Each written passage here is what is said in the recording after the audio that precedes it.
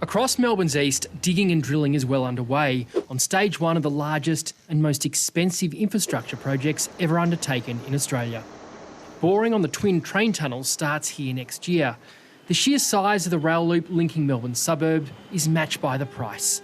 The first leg between Cheltenham and Box Hill will cost at least $34 billion alone. It's a gigantic investment, but experts are torn on whether or not it's a good idea to build an orbital train line through Melbourne's suburbs. I think the project is a bit visionary. It's a tomorrow project, enabling us to deal with crippling traffic congestion and changing the urban development profile of Melbourne to make it much more livable. If we're going to be the size of Tokyo, we have no choice.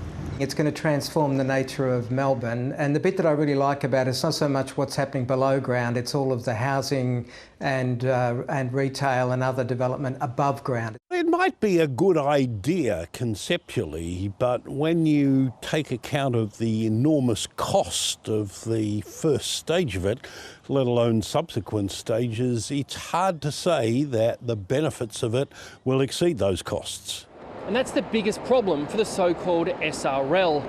It's the eye-watering cost. Victoria is going to pay a third, and that's going to drive state debt up to $188 billion. Interest payments on debt are $26 million a day.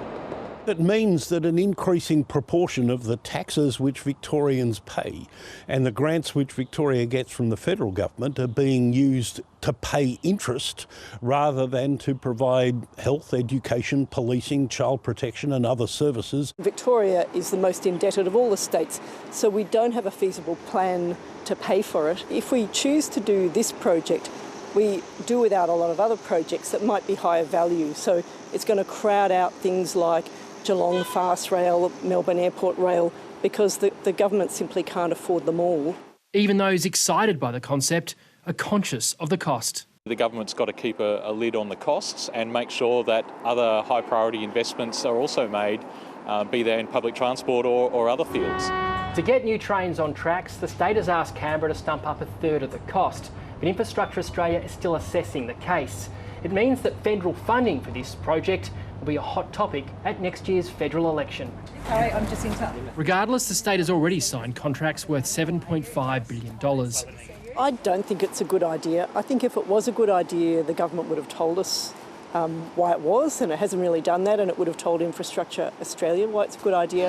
And with so much labour and capital tied up in the project, even those that are supportive are urging the government to pump the brakes. Let's say they push it out to 2038, is that really going to matter? But what it will do, it'll free up some of the resources to be redeployed elsewhere where it's needed right now. There's also disquiet among some Labor MPs about the merits of the project, but those at the top are unwavering. There's no turning back. We're not for quitting. Richard Willingham, ABC News, Melbourne.